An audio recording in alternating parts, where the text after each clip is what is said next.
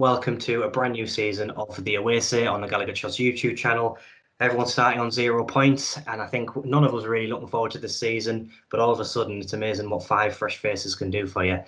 This is the show where we speak to opposition fans because, as we all know, it can be a little bit samey listening to Newcastle fans talking about how great or awful we are all the time. So if you want fresh takes from opposition fans, make sure you keep checking into the channel as the season goes on. We're going to be previewing every single game. So our guest this week, it's obviously first game's West Ham, and I'm sure you won't mind me saying this, but we both had rather forgettable seasons last year. So welcome to the channel, Justin. You are from the American Hammers Network. Thanks for coming on. Yeah, thanks, Andy. Appreciate you having me. So we've obviously just talked in depth about lots of different things, Newcastle and West Ham, for your own channel, but never really got to ask you how's the sort of general feeling as a West Ham fan at the moment? Optimistic? Not really feeling anything? What is it? Yeah, I mean, it's definitely not optimistic. It's quite the opposite, actually. There's actually quite a bit of negativity that is permeating throughout the club at the moment. I mean, as you mentioned, we had a forgettable season where we were fighting relegation till nearly the very end of the campaign. And so obviously that spurred on a lot of negativity amongst the supporters.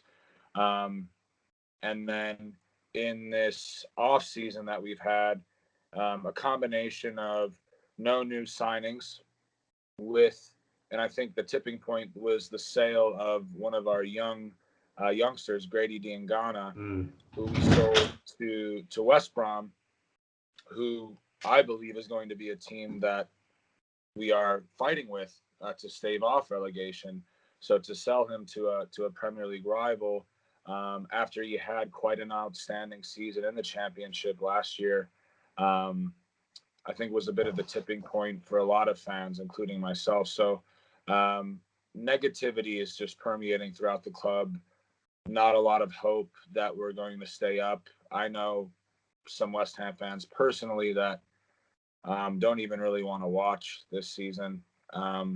Just expecting the worst, really. It's a shame. It's a shame. And then on top of that, you have, especially after that Diangana sale, you have some players, including our captain, Mark Noble, expressing their anger and their frustration with the sale. Yeah, so it's not really a good.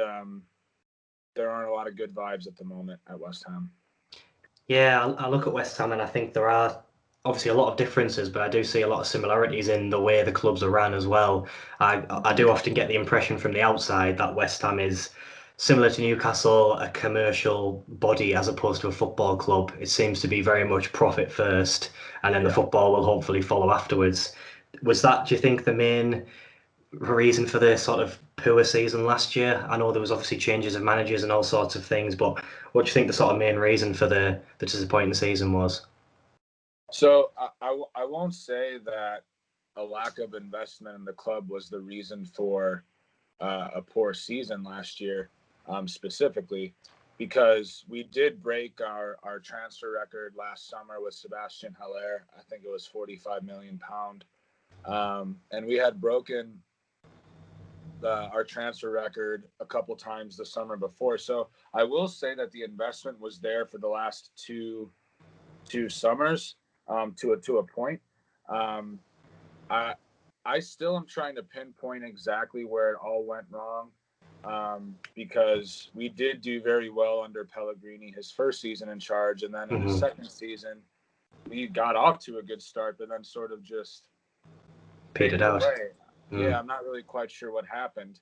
I will say that there was a lack of depth to the squad, which we talked about on my channel as being an issue that Newcastle's had. It certainly has been an issue that West Ham has had. But I do think that it wasn't necessarily a lack of investment, but once we realized that the club was no longer playing for Pellegrini and the results just simply weren't there and we needed a change, it was a combination of two things. One, not having a plan B, because when we let go of Pellegrini, we also let go of our director of football, Mario Husilos, who they were basically a pair. So there was no plan B. except for bringing back David Moyes, The Messiah. who was the manager we let go to bring in Pellegrini in the first place. It's like breaking up with an ex and then it's just like, it was just like, what are we doing here? We have no plan B. Yeah, what was the fans' reaction to that? Because obviously we've talked about Bruce with Newcastle and how obviously it was so deflating. Did you all see it as a backward step? I mean, seems that way. I mean, it literally was. It literally was a backward step. We went back to the manager that we deemed not good enough just a year and a half prior. So yeah, the fan reaction was, what the hell is going on? Like, we can't get anyone else. And the fact that Moyes accepted the job just goes to show you how little options he really had and how little. That's a good point. So it was a negative reaction by the fans. Well, yeah, the Man United job has just completely ruined his. I quite like David Moyes until Man United, but now he is kind of that manager in the same bracket as of Steve Bruce, who you just know they'll jump at any job opportunity they can get. So, yeah, I mean, has he done anything different on his second time around? Or does it just seem like he's doing the same thing again? I always think he seems to struggle with the more talented footballers. He seems to not be able to get them playing. Like, I look at Felipe Anderson, and when there was obviously lockdown football and you could hear all the managers, I seem to remember Moyes just screaming at Felipe Anderson all the time. And he looked at him as if he was like, "Who the hell are you? I'm not listening to you." Do you think there's an element of that with Moyes, that he's kind of good with the youngsters and the lesser players, but he can't really take it to the next level? That's a good question. I'm not really sure. It's not something that I've thought about quite a bit. I mean, he is known as a bit of a tactical dinosaur in a way. I mean, he did great things at Everton for over a decade, I believe. He was excellent there. And I think his style of play fit the culture of a club like Everton very well. And it just sort of hasn't transferred over. It didn't transfer over to United, as you said, and that poor experience that he had sort of has just carried on with him throughout his career. I mean, yeah, so to answer your specific question, I'm not sure. I do know it's very obvious that he hasn't gotten the best out of our more talented flair players like a Felipe Anderson, like a Manuel Lanzini. But on the flip side of that, Manuel Pellegrini also didn't get the best out of them before Moyes came. So I don't think it's all Moyes. And to be fair, so far Moyes is 2 for 2 in my book. He's come in twice to save the club from relegation, and he's done that twice. So, I can't give the man too much stick, to be honest. He's done what he's come to do, and hopefully he can build off of this, but he's not really been given any funds to do so. Yeah, so it seems that there's not necessarily a lack of investment, but just poor investment. Bit of a different story this season. I went to look on the transfer market website to see who West Ham had brought in, and it was just a blank page. So, correct me if I'm wrong, you've made no signings this year. Is that right? That would be. I mean, so technically, we signed Souček to a permanent deal, but he obviously was with us on loan. So technically, we made a signing, but for all intents and purposes, no, we have not. So yeah. So do you think? I mean, just predictably, most fans were expecting investment. Where do you think you're going to be lacking going into this new season if you don't sign anyone? I mean, the first position that comes to mind is left back. Without a doubt, left back. Aaron Cresswell and Arthur Masuaku are our 2 left backs. And Cresswell, I have nothing against the guy. He plays hard when he plays, but always seems to have little nagging injuries. Has a mistake in him once in a while, and he's more of a backup. And Arthur Masuaku simply is not a left back. He just cannot defend. He's very, very poor defender, and you're going to give up goals with him on the pitch. So left back for sure. And Mikel Antonio did very well, won the Player of the Month in July as a striker. Scored 4 goals in one game, didn't he? Yeah, versus Norwich, but still, nonetheless, 4 goals in a game is impressive. 4 goals. That's 2 goals more than our £40 million striker did in the whole season. So that's true. Yeah. That's true. But technically, I mean, he's not a striker, so technically, we have one fit striker with Premier League experience on the in the squad, which is Haller. So I think another striker is pretty pretty necessary, and then probably another right back or center back. Our defense has been pretty poor the last 2 seasons, so very much focused on the defense, especially left back. We need a new left back like now. Yeah, well, it's interesting actually because it sounds like your gaps are pretty much the same as what we had going into the season. Yeah. And it's funny about you mentioned about the transfer fee with Allaire because he came in as a big money signing and hasn't exactly set the world on fire. And you could say those exact words about Joe Linton in our team. So it's interesting, really, that the sort of successful players last season for both teams were really the ones that you weren't expecting to necessarily be the successes, like the Antonios. And I've really liked that Souček since he's come in. I think I've seen him compared to it's sort of like David Moyes' new Fellaini, and that he's just got a big boy up front who can just knock the ball in from nothing. And I think that's what your team probably needs. But I know he's not going to be playing because he's quarantining, I believe, for the next couple of days. So it's a shame. But I mean, on the flip side, Newcastle seem to have filled those gaps. We've signed Jamal Lewis, Callum Wilson, Ryan Fraser. What have you made of? Obviously, you're not going to know an awful lot about these players or our team, but what have you made of our signings from the outside? Yeah, I think they've been some pretty competent signings in places where you guys had some gaps. You mentioned Joelinton only scoring 2 goals. Your leading scorer was Shelby with 6, and he's not even a striker. So obviously, striker was a necessity.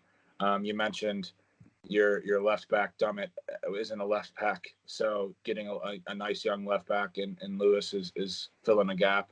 And then, you guys didn't create a lot of big chances last season. And Ryan Fraser, albeit he didn't have a great season with Bournemouth this past campaign, and I think there was a little more off the pitch stuff involved with that.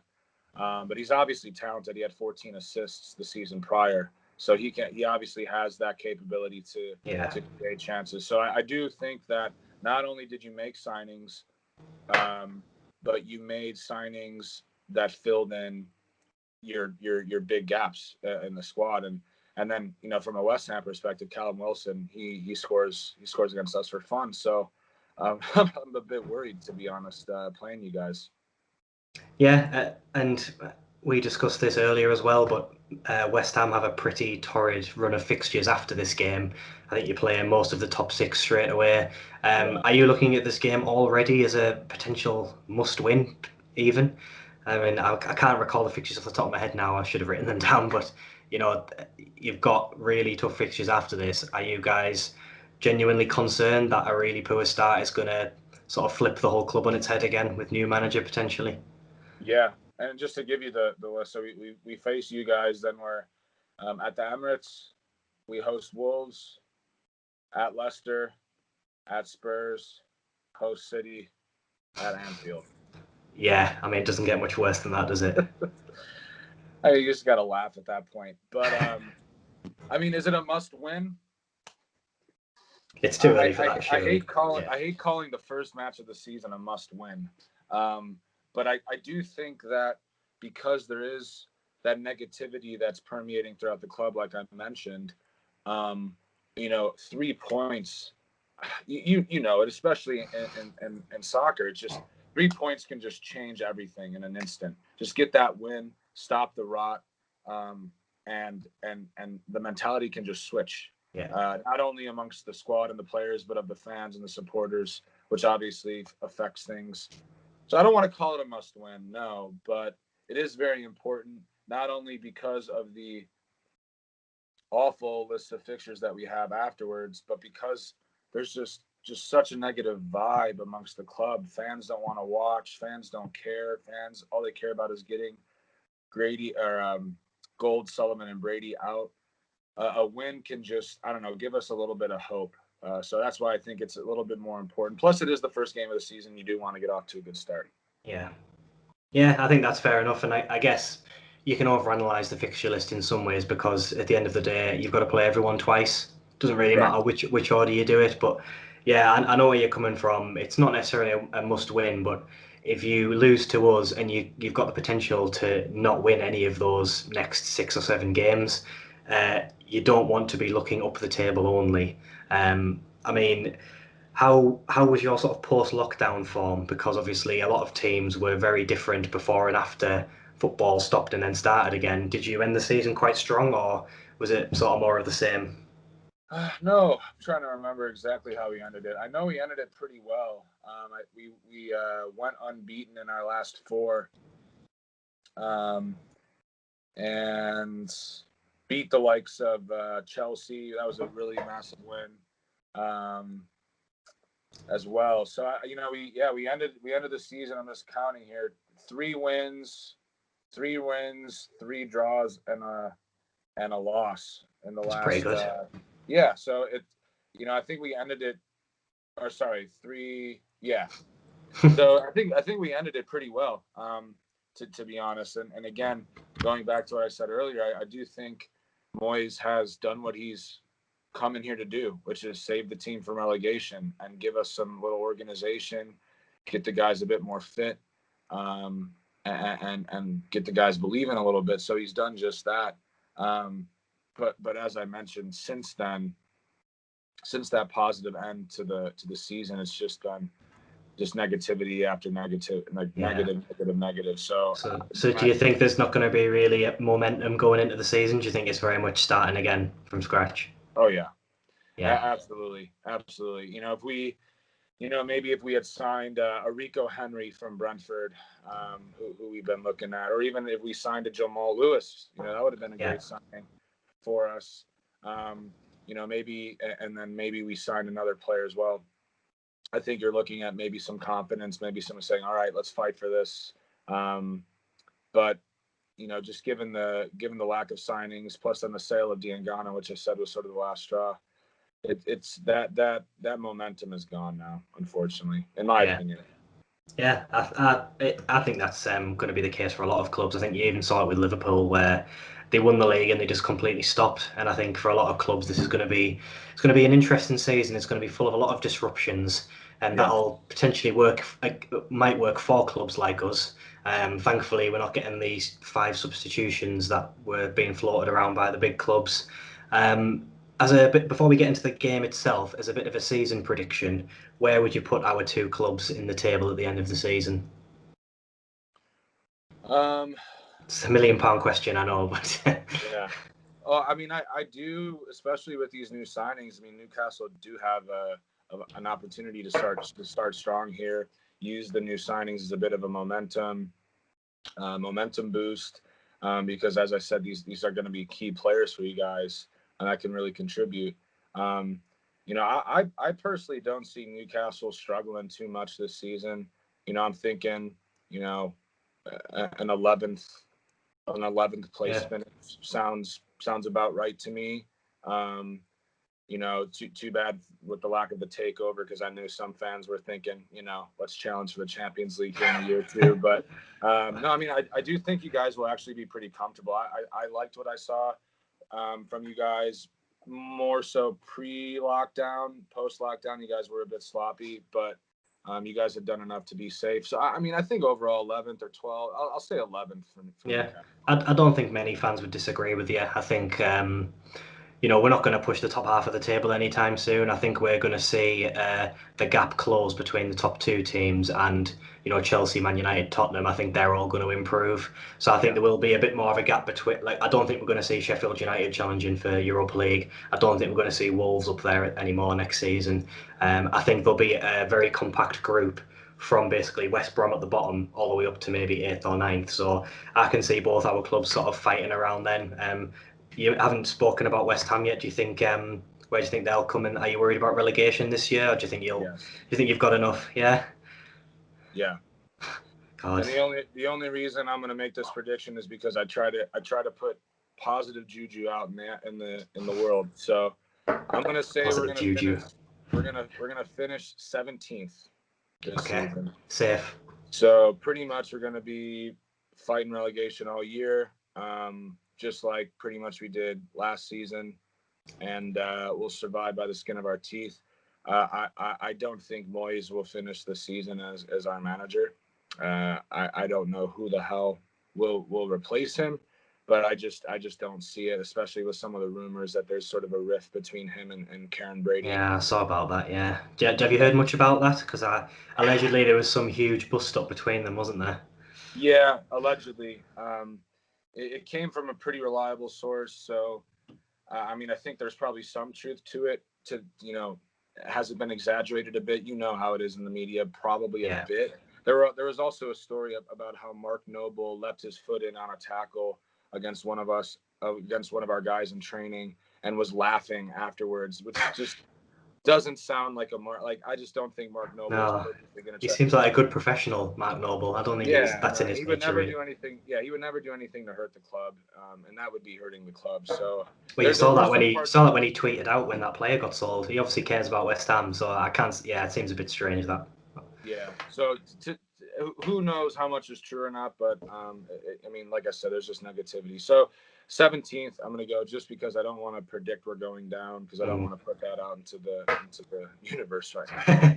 Well, I guess if you're pessimistic in your prediction, it always seems better, doesn't it? So, yeah, it is difficult. I mean, unfortunately, I'm minded to agree. I do think you're in the territory of there's three teams worse than you, and I think there probably will be this season.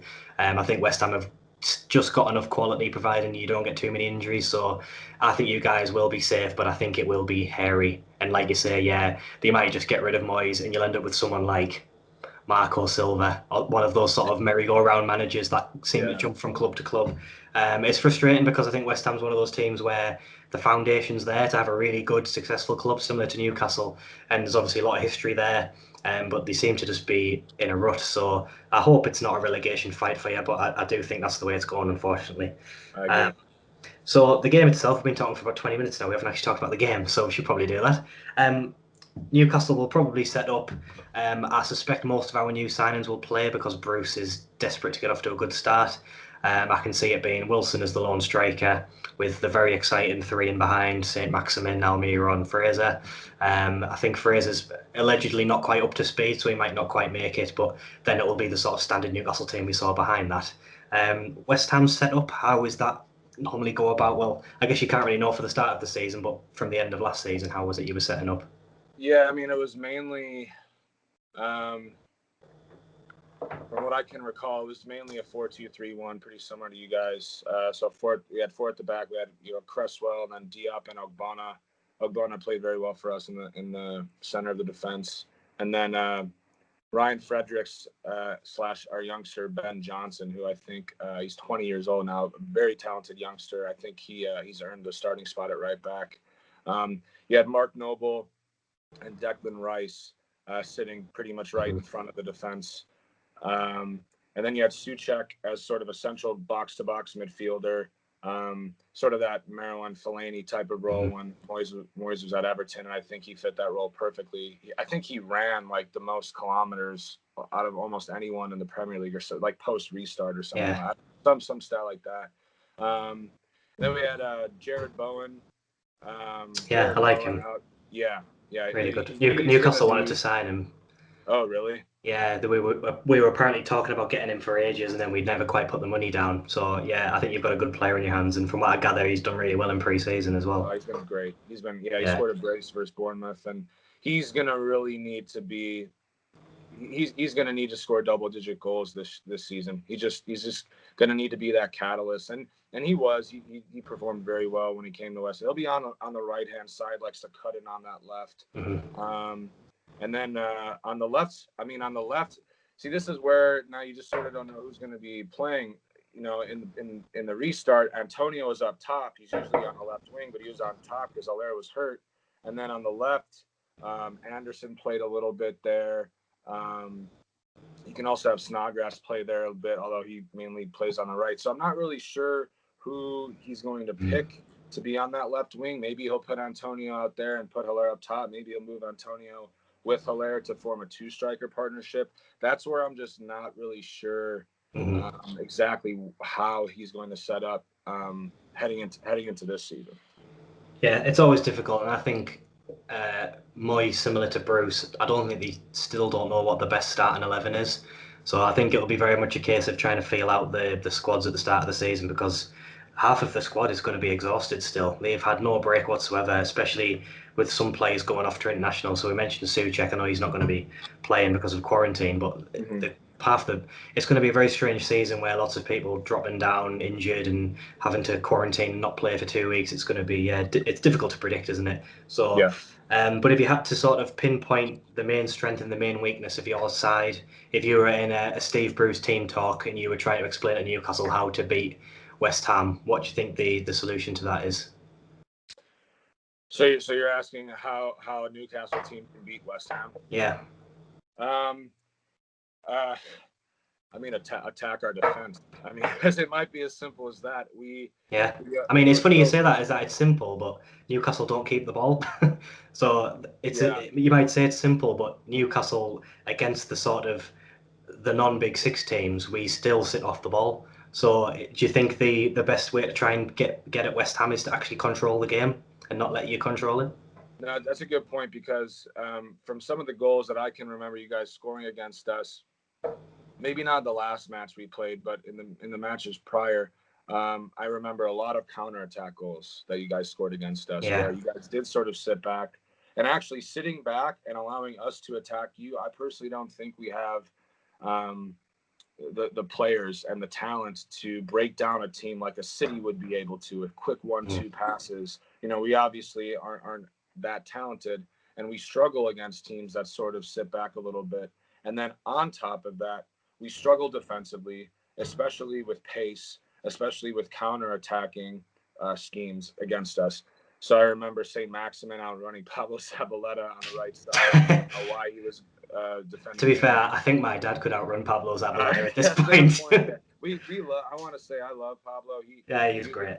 He was a good servant for us for 3 years and gave everything all the time, but his legs were gone. And so I think sitting back, being well organized against us, we do struggle to break down teams in that manner. And then, getting the ball, counter-attacking, I think that's a great 1-2 punch to beat West Ham.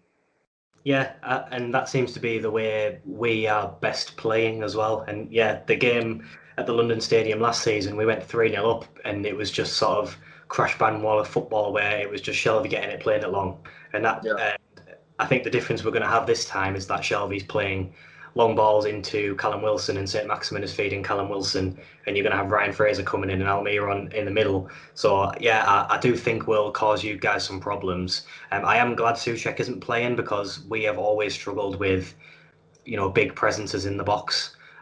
We are relatively quite good when teams are sort of trying to dominate the possession, but I can see it going that way again this time. I can see it just being West Ham passing the ball from side to side on the edge of our box, and then we can break. Which is why when we get to a prediction, it's a good segue that I can see us sneaking this game 1-0. It's going to be the last game on the TV. I think it's 8 o'clock in the UK. No idea what that means for you. Some random time too. Oh, that's quite a nice time to watch it. Yeah, because your games start at like 6 a.m, don't they, for the Premier League? The early ones start at 6:30. Yeah. So it's going to be the last game on TV. I think it's going to be a really poor game. I think it's going to be lots of rustiness and sloppiness, but I can see us getting a good goal on the break. And Callum Wilson, the form he's in against West Ham, I can just see it being the sort of dream debut. And I see us getting that win. How do you feel about it? Have you got a prediction in mind? Yeah, again, trying to put some positive vibes out there. I do see Callum Wilson scoring against us. But I do agree with you that it's going to be a game full of rustiness, full of some tired players. They're not going to look sharp. I mean, I am worried that we're going to lose. Again, want to put the positive vibes out there. I'm going to predict 1-1. I think we'll nick a goal somewhere, somehow. I love how a positive vibe is 1-1 at home. That is certainly positive for us. Yeah. A draw at home. No, but yeah, I mean, if we can get a point, I honestly would be happy. And you're right, that does just go to show you the state that this club is in right now, because that's my heart giving that prediction. My mind definitely doesn't say 1-1. So yeah, I'm going to stick with it, but I'm going to go 1-1. Yeah, I wouldn't be too upset with the draw. It's first game of the season. I think you don't want to lose the first game of the season. I think as long as Bruce can show that we've got a bit about us this year, I think that's all you can really ask for in the early stages of the season. You just want to be shown that the team's going to be okay. So that's the main thing I want to see from this game. If it's a draw, be a bit disappointed, but I do fancy us nicking it. And I hope I'm right and you're wrong, like you said to me earlier. But I think that about does it. Thanks very much for coming on. I'm hoping that the next time we speak halfway through the season, we're both fighting for Champions League places, and we were both completely wrong about the season, but we'll see. But yeah, thanks for coming on once again. Yeah, Andy, it was great talking to you, man. Thank you.